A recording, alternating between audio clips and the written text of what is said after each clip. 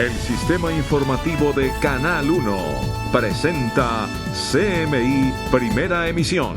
Alerta, autoridades incautan más de 3 toneladas de alimentos vencidos o adulterados que se iban a comercializar en estas fechas navideñas. Procuraduría pide liquidar a Medimás, dice que las deudas de la EPS son insostenibles. Curas pedófilos ya no se podrán ocultar detrás del secreto pontificio por orden del Papa Francisco.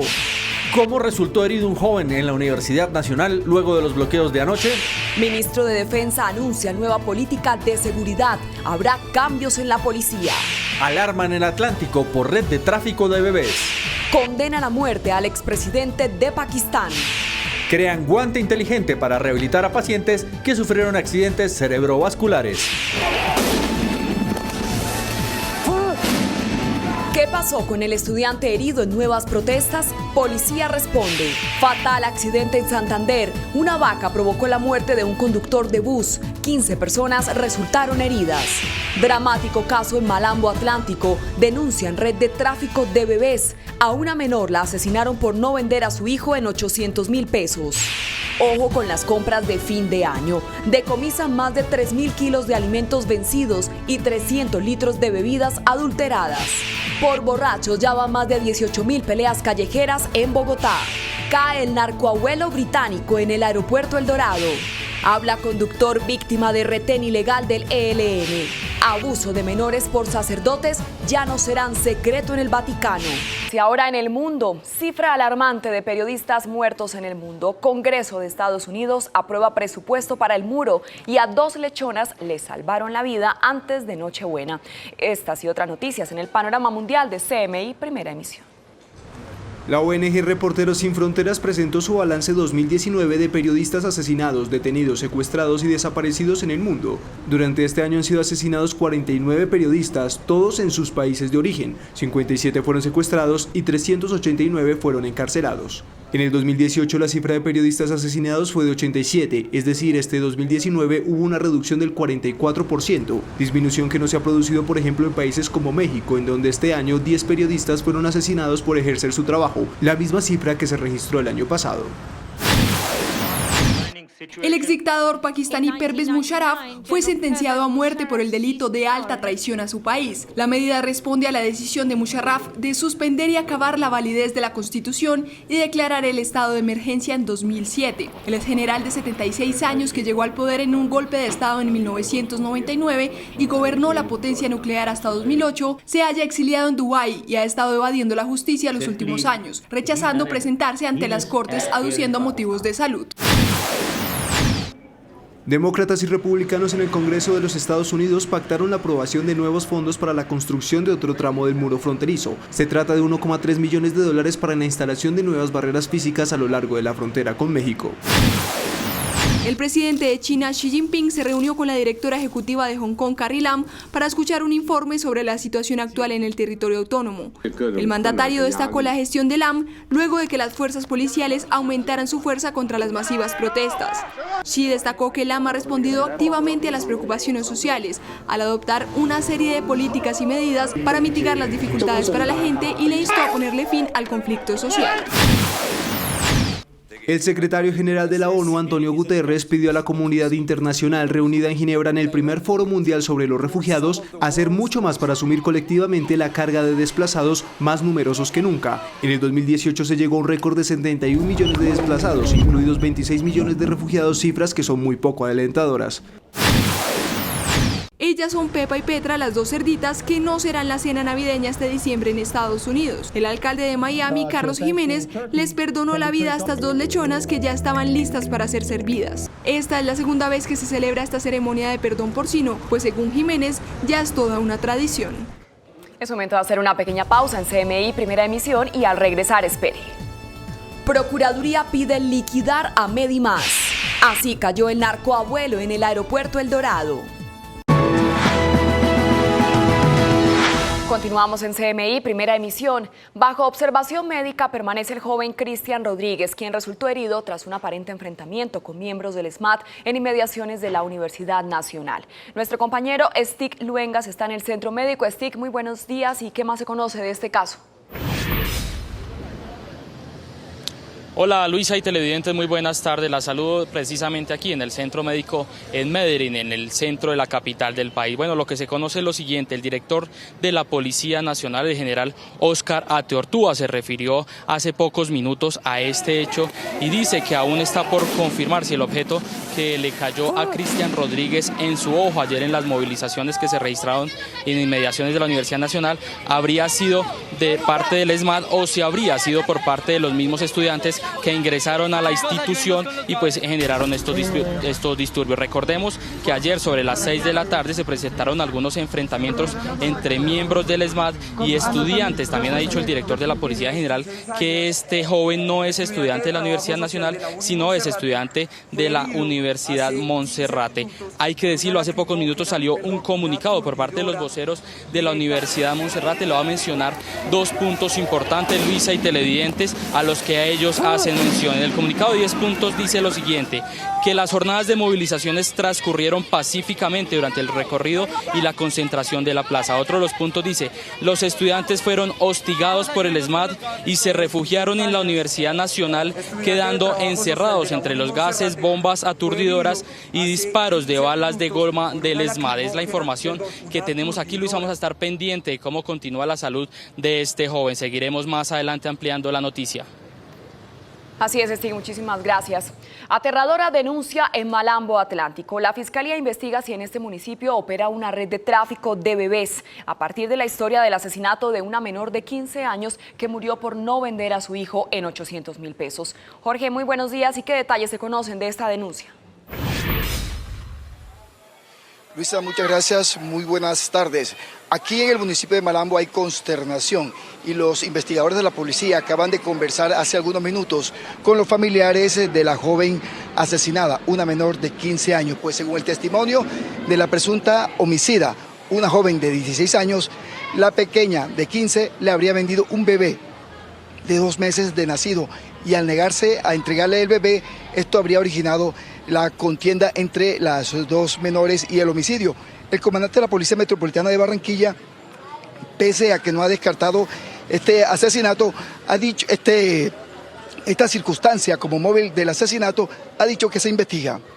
Más adelante tendremos toda la información desde el municipio de Malambo en el área metropolitana de Barranquilla con los testimonios del comandante de la policía y de familiares de la menor asesinada. Jorge, muchas gracias, muy buenas tardes. Y por primera vez habla el conductor de uno de los camiones incinerados en el Bajo Cauca hace una semana por el ELN. Su relato es estremecedor, no solo por el momento de horror que vivió esa noche, sino porque ahora se quedó sin lo único que tenía para trabajar y ganar su sustento. Yossi, muy buenos días. ¿Quién es el conductor?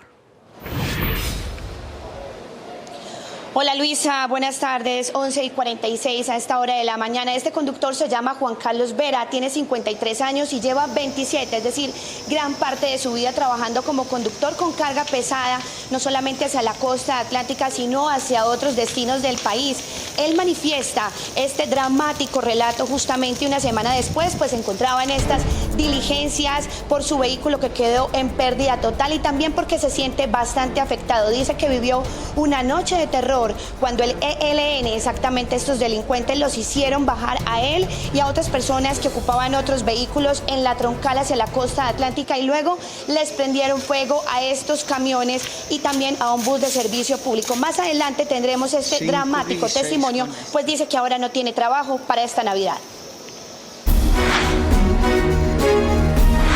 El Papa Francisco eliminó el secreto pontificio en los casos de abusos a menores por parte de miembros del clero y decretó como un grave delito en contra de la fe la adquisición, posesión y divulgación de imágenes pornográficas de menores de 18 años. En una clara reivindicación con las víctimas de pederastia por parte de miembros de la Iglesia, el Papa Francisco abolió el secreto pontificio en casos de violencia sexual y abuso de menores cometidos por clérigos y cambió la ley sobre el delito de pornografía infantil, catalogándolo como uno de los crímenes más graves contra la fe católica.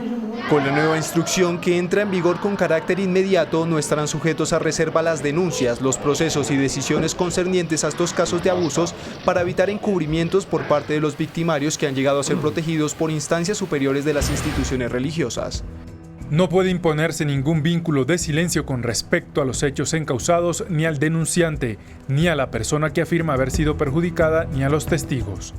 Y aunque la modificación del Sumo Pontífice a las llamadas normas de delitos graves establece que la información se tratará de manera que garantice la seguridad y privacidad de los implicados, este secreto de oficio no basta para que la Iglesia impida que los religiosos cumplan con sus obligaciones con la ley y con sus víctimas.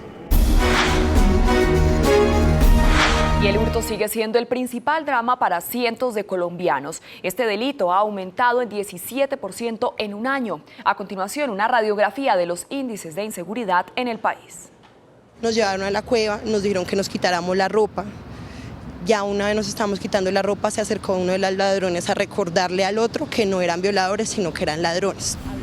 Erika es una de las más recientes víctimas de hurto en el centro del país.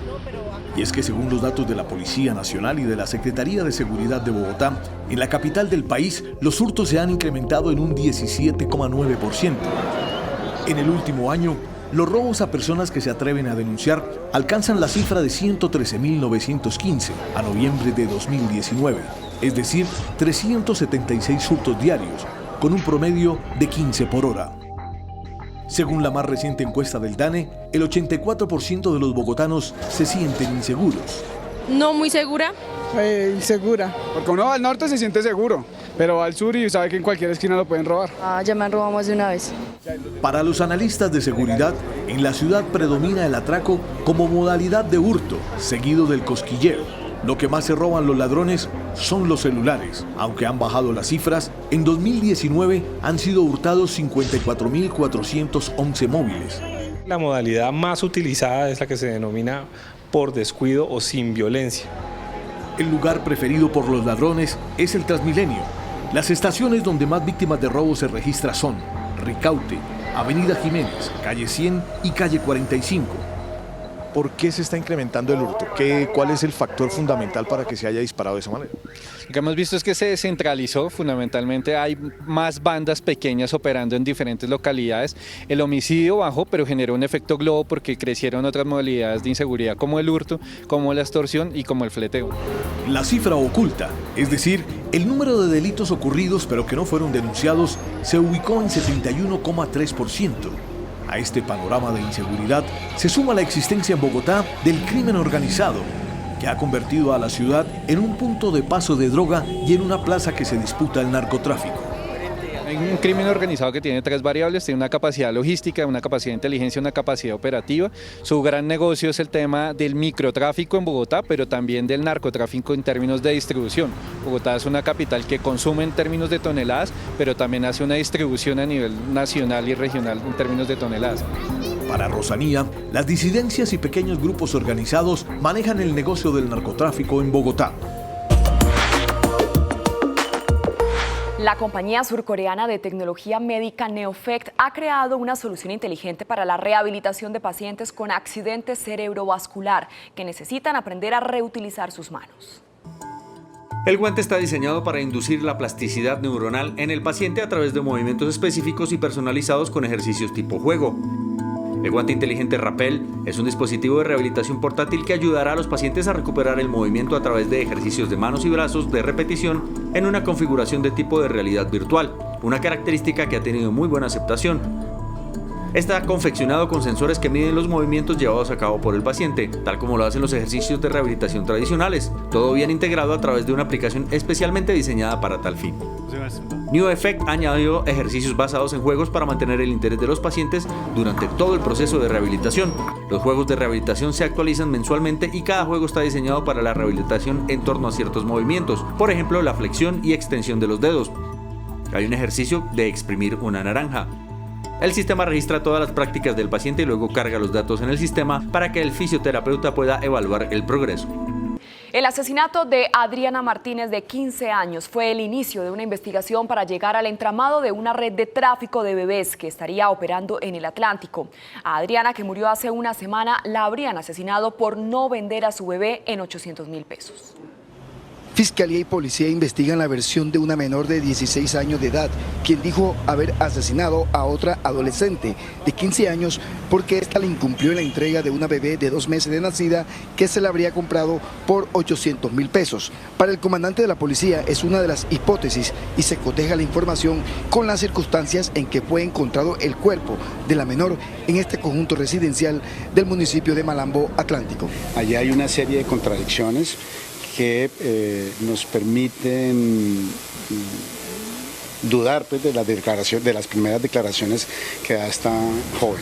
Sin embargo, las autoridades de policía no descartan la hipótesis de la venta del bebé. Sus declaraciones, la victimaria lo que manifiesta es que había comprado el bebé por una suma cercana a los 800.000 pesos. La abuela de la joven muerta niega que su nieta haya vendido el bebé. No, prefiero la muerte, pero mi hijo yo no lo vendo porque ese es mi hijo y ese es el que me va a ver a mí cuando yo esté vieja. Porque yo voy a trabajar, voy a estudiar y trabajar para poder educar a mi hijo, ya que Dios me lo dio. Con investigadores de la Policía Judicial se establecerá la veracidad de los hechos denunciados. Y un trágico accidente originó esta madrugada una vaca en la troncal panamericana, en la vía que de Barranca Bermeja conduce al Magdalena Medio. Al parecer el semoviente descansaba en la vía y el conductor de un bus intermunicipal no lo vio a tiempo, chocando aparatosamente contra el animal. Ana Mercedes, buenas tardes. ¿Y cuál es el balance de este accidente? Hola Luisa, televidentes, buenas tardes. Pues el balance final de este trágico accidente lamentable: una persona muerta, el conductor del vehículo intermunicipal y 15 pasajeros heridos. Al parecer el semoviente descansaba en la vía y el conductor no alcanzó a esquivarlo. El impresionante choque de este bus de servicio intermunicipal que cubría la ruta Cimitarra-Bucaramanga contra una vaca fue captado por los celulares de transportadores que esta madrugada se movilizaban por el sitio conocido como Peroles, en la vía Barranca Bermeja. Por culpa de una vaca, vea. Entre los mismos transportadores y los bomberos que llegaron al sitio, se logró el rescate de los 15 pasajeros que quedaron atrapados. El insólito hecho generó diversas reacciones. El animal se salió del potrero, ya uno no tiene nada que ver ahí en eso. Son momentos que ahí sí toca tener en cuenta. En algunas oportunidades uno por no colisionar contra ellos, pues resulta en un accidente más grave. Que hay mucha gente imprudente, motos, gente que deja animales sueltos sobre la vía. Ante estas eventualidades, la Policía de Carreteras pide a los transportadores reducir al mínimo la velocidad cuando se movilicen de noche o madrugada. En las noches es muy importante mantener los límites de velocidad quizás inferiores a los permitidos, ya que nos reduce la visibilidad y somos más vulnerables a un siniestro vial. Las autoridades buscan al dueño del animal que se salió a la vía para determinar si tiene responsabilidad con su cuidado. Al tiempo investigan si hubo exceso de velocidad. Las 15 personas que resultaron heridas son atendidas en hospitales de Barranca Bermeja. El cuerpo de la víctima fue trasladado a su lugar de origen. Y para el cierre hay que contarles que en las últimas horas miembros de la Fiscalía capturaron al alcalde encargado del municipio de Ocaña, norte de Santander, William Bayona Ibáñez. El funcionario es investigado por irregularidades en contratación pública. El mandatario es presentado ante un juez de control de garantías quien define su situación a esta hora. Es todo por el momento en Bucaramanga. Ana Mercedes Ariza, CMI La Noticia. Feliz tarde. Y a esta hora continúa en la clínica Mederi, en el occidente de Bogotá, el estudiante Cristian Rodríguez, quien resultó herido en medio de enfrentamientos contra el Escuadrón Móvil Antidisturbios en una nueva protesta en cercanías a la Universidad Nacional. Según la denuncia de otros manifestantes, Rodríguez habría perdido un ojo. Stig, lo saludo de nuevo. ¿Y cuál es el estado de salud del estudiante? Bajo observación médica y con diagnóstico reservado, Luisa y televidentes, permanece Cristian Rodríguez, el estudiante afectado ayer, quien comprometió parte de su ojo izquierdo ante los disturbios presentados en inmediaciones de la Universidad Nacional. El director de la Policía Nacional, el general Óscar Ateortúa, se refirió a los hechos presentados ayer en inmediaciones de la Universidad Nacional de Bogotá, donde un joven salió gravemente herido por un golpe que recibió en su ojo en medio de enfrentamientos con el Escuadrón Móvil Antidisturbios. Podemos decir varias cosas. 1, ingresaron de forma violenta a la Universidad Nacional. 2, aparentemente no era parte de los estudiantes de la Universidad Nacional. 3, no solamente obstaculizaron el tránsito y el tráfico en este sector de la ciudad, lo cual es un delito, sino que también atacaron a los servidores públicos, a la fuerza pública. Por supuesto, nuestro SMAD intervino. El joven, identificado como Cristian Rodríguez y quien sería estudiante de la Universidad Monserrate, habría participado en los disturbios con otros jóvenes que también salieron heridos. Inicialmente fueron 4 personas las atendidas, 2 de ellos al parecer con quemaduras, una persona al parecer golpeada con un objeto contundente. La policía aún no confirma que el objeto que impactó al joven haya sido lanzado por un uniformado del SMAT. La clínica Mederi emitió un parte médico del joven, quien permanece en estado reservado. Los pacientes fueron atendidos por el personal médico del hospital. 2 de ellos se encuentran bajo observación. Según denuncias de los compañeros de Cristian, su ojo izquierdo resultó seriamente afectado por el impacto. Luisa y televidentes, acaba de decir la clínica Mederi que a la 1 de la tarde saldría el nuevo parte médico. Es la información que registramos a esta hora desde el occidente de Bogotá. Informó Stig Luengas para CMI La Noticia. Stig, muchas gracias. Y en el aeropuerto El Dorado fue recapturado un adulto mayor de origen británico quien pretendía exportar 9 kilos de cocaína. Esta es la segunda vez que el denominado narcoabuelo intenta pasar con droga hacia el Reino Unido. Este hombre británico, identificado como Vincent Rucco, oriundo de Manchester, quien tiene 78 años de edad, intentaba sacar 9 kilos de cocaína por el aeropuerto El Dorado de Bogotá, droga que tenía como destino el Reino Unido. El denominado narcoabuelo escondía las 18 libras de alcaloide en una improvisada caleta en un objeto de madera. El adulto mayor ya había intentado pasar droga en abril de 2015 hacia Reino Unido, 2.5 kilos de alucinógeno que descubrieron las autoridades de antinarcóticos. La policía avanza las investigaciones pertinentes para determinar qué banda dedicada al narcotráfico estaría usando a adultos mayores, tanto extranjeros como nacionales. Por ahora, el narcoabuelo permanecerá en Bogotá pendiente de afrontar un juicio por cargos relacionados con narcotráfico. Sin embargo, por su edad podría acceder nuevamente a beneficios penales. Hacemos una pequeña pausa y al regresar a CMI Primera Emisión, conozca cuántos alimentos vencidos y licor adulterado se han decomisado en las primeras 2 semanas de diciembre. Ya regresamos. Continuamos en CMI Primera Emisión. Hay alerta sanitaria por el número de comida vencida y licor adulterado que se ha decomisado en las primeras 2 semanas de diciembre. 3.770 kilos de alimentos alterados, vencidos y que no cumplen con condiciones de almacenamiento y rotulado fueron decomisados por la Secretaría de Salud en más de 750 operativos adelantados en Bogotá en el mes de diciembre. Dentro de los alimentos que pretendían ser comercializados durante la temporada decembrina se hallaron 1.900 kilos de carne y derivados, 852 kilos de productos de panadería, 415 kilos de jamón, pernil de cerdo y mortadela, 262 kilogramos de quesos y cremas de leche y 155 kilogramos de galletas y dulces. La mayoría de alimentos son alimentos que son más producidos y consumidos en esta época. Recordarle a las personas que si los alimentos tienen algún tipo de alteración en su olor, en su textura, en su color, pues no los debemos adquirir. En inspección a bares, tabernas y discotecas también se incautaron 338 litros de gaseosas, aguas saborizadas y licores.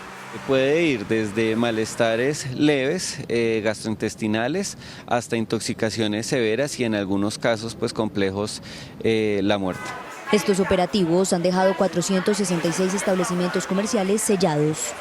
El procurador Fernando Carrillo le envió una carta al superintendente de salud Fabio Aristizábal solicitando que se adelante una intervención forzosa a la EPS Medimás por presuntas deficiencias en la prestación de este servicio de salud y por aparentes malos manejos administrativos. Para la Procuraduría, la situación de la EPS Medimás no ha mejorado desde que se inició la intervención de la Superintendencia de Salud en 2017.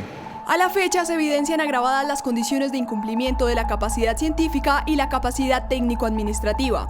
La Procuraduría señala que por presuntas deficiencias en el servicio de salud, los pacientes han presentado 17.000 tutelas. Para el Ministerio Público también resulta alarmante la situación financiera de la EPS, dado que la entidad dice que los pasivos son de 2,8 billones de pesos. La EPS tiene pérdidas mensuales por más de 108.000 millones de pesos. En la carta enviada al superintendente Fabio Aristizábal, el procurador le pide que tome medidas urgentes para intervenir la EPS.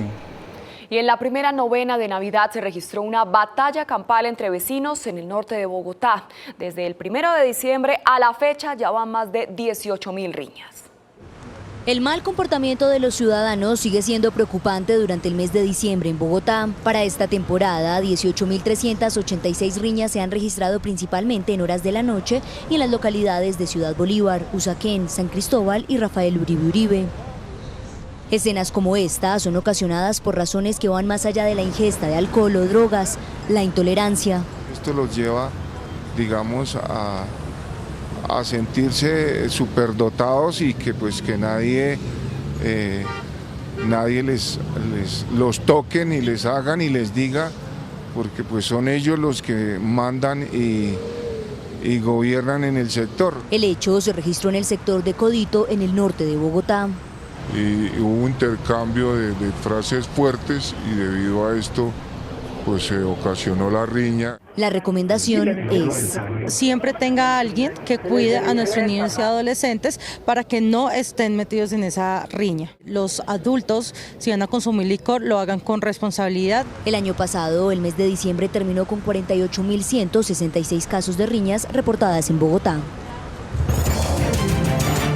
El Papa Francisco abolió el secreto pontificio en casos de violencia sexual y abuso de menores cometidos por clérigos y cambió la ley sobre el delito de pornografía infantil, catalogándolo como uno de los crímenes más graves contra la fe católica. El Papa Francisco eliminó el secreto pontificio en los casos de abusos a menores por parte de miembros del clero y decretó como un grave delito en contra de la fe católica la adquisición, posesión y divulgación de imágenes pornográficas de menores de 18 años con un fin libidinoso. Con la nueva instrucción que entra en vigor con carácter inmediato, no estarán sujetos a reserva las denuncias, los procesos y decisiones concernientes a estos casos de abusos para evitar encubrimientos por parte de los victimarios que han llegado a ser protegidos por instancias superiores de las instituciones religiosas. No puede imponerse ningún vínculo de silencio con respecto a los hechos encausados, ni al denunciante, ni a la persona que afirma haber sido perjudicada, ni a los testigos. Y aunque la modificación del Sumo Pontífice a las llamadas normas de delitos graves establece que la información se tratará de manera que garantice la seguridad y privacidad de los implicados, este secreto de oficio no basta para que la Iglesia impida que los religiosos cumplan con sus obligaciones con la ley y con sus víctimas, incluidas las eventuales obligaciones de denuncia, así como dar curso a las resoluciones ejecutivas de las autoridades judiciales civiles. Y frente a esta decisión histórica del Vaticano, la Conferencia Episcopal Colombiana explica el alcance de esta medida. Gerardo Aristizábal, muy buenas tardes. Hola Luisa, buenas tardes. Como usted lo manifestaba, la Santa Sede, el Papa Francisco acaba de ordenar levantar el secreto pontificio en temas que tienen que ver con la pederastia que cometen algunos religiosos contra, por supuesto, menores de edad. Nos acompaña el secretario de la Conferencia Episcopal Colombiana, Monseñor Elkin Álvarez. Monseñor, exactamente en qué consiste esa decisión que acaba de adoptar la Santa Sede. La Santa Sede ha adoptado esta decisión explicando que consiste en que se pueden ampliar las perspectivas de colaboración con las autoridades civiles, entregando copias de la documentación, lo cual no significa que se haga pública, pero que sí se puede entregar bajo las determinaciones de los organismos competentes del Estado. Y en segundo lugar, que se pueda dar a conocer a las eventuales víctimas el íter o el desarrollo del proceso o las conclusiones, la sentencia del proceso contra los clérigos denunciados en los casos de abusos de menores. Otro tema importante es que la Iglesia antes contemplaba que la pederastia o el uso pornográfico se podía dar hasta los 14 años. ¿Aumentó la edad también en la Santa Sede? Para el delito específico de posesión, divulgación con fines libidinosos de material pornográfico, ya la Santa Sede ha determinado que también cobija si este material pertenece a menores de 18 años. Antes era de 14, ahora de 18. Perfecto, Monseñor Elkin Álvarez. Cabe recordar que lo que puede hacer la Iglesia Católica cuando sea condenado canónicamente un religioso es expulsarlo, sacarlo de su misión sacerdotal. Y eso no es óbice para que siga, por supuesto, el proceso penal que haya en contra de ese religioso. Y precisamente es tan importante que se levante el secreto pontificio para que haya colaboración entre las autoridades. En este caso, la Santa Sede en Colombia sería la Iglesia Católica colombiana con las autoridades judiciales. Desde la Conferencia Episcopal, Gerardo Aristizábal, CMI, La Noticia. Gerardo, muchas gracias. Es momento de hacer una pequeña pausa y al regresar a CMI Primera Emisión, Habla un conductor que fue víctima de retén ilegal del ELN en Tarazá, Antioquia. Ya regresamos. Continuamos en CMI, primera emisión. Por primera vez habla el conductor de uno de los camiones incinerados en el Bajo Cauca hace una semana por el ELN. Su relato es estremecedor no solo por el momento de horror que vivió esa noche, sino porque ahora se quedó sin lo único que tenía para trabajar y ganar su sustento. Yusi, muy buenas tardes. ¿Y cómo es la historia de este conductor? Hola Luisa, la saludo nuevamente. Según este conductor que se llama Juan Carlos, él transportaba una carga hacia la costa atlántica, la ciudad de Cartagena. Llevaba productos de aseo cuando fue abordado por estos hombres armados del ELN, que en cuestión de segundos le prendieron fuego al camión que durante 9 años lo acompañó en su trabajo. Justamente ese es el drama que ahora vive este hombre. Luego de esos momentos tan duros que vivió en este ataque, ahora dice que no tiene cómo trabajar, tiene 53 años, siente que ya no le van a dar un empleo y no tiene cómo vivir con su familia en esta Navidad. A las 8:20 de la noche del lunes 9 de diciembre, Juan Carlos Vera viajaba con su camión desde Medellín a Cartagena con un contenedor cargado de productos de aseo. Cuando atravesaba la troncal a la altura del municipio de Valdivia, comenzó lo que hoy describe como una noche de pánico y terror.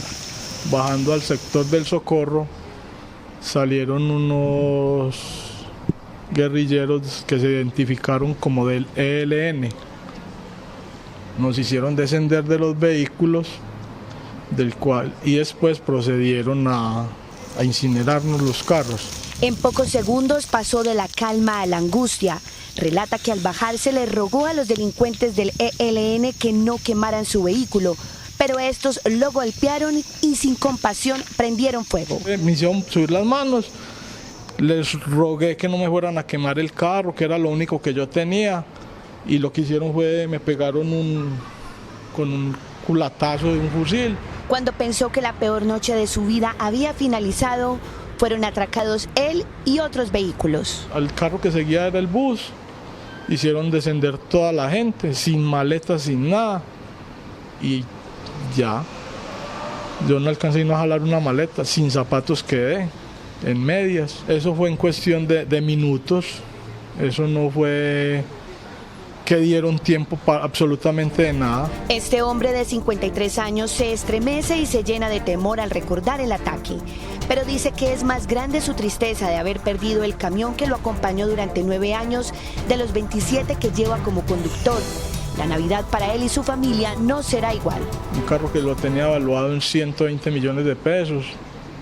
Se perdió la carga totalmente y el contenedor, que es un contenedor que iba con una exportación. No veo como el ideal de ellos. Ellos dicen que es una lucha del pueblo y para el pueblo, pero atacan al mismo pueblo. Juan Carlos agradece conservar la vida y se aferra a su fe para comenzar de nuevo, para poder llevar el sustento a su familia con lo único que sabe hacer, conduciendo. Hasta aquí las noticias en CMI, primera emisión. A continuación, no se pierda la Medium y esta noche a las 9 en punto, CMI Emisión Central. Feliz tarde.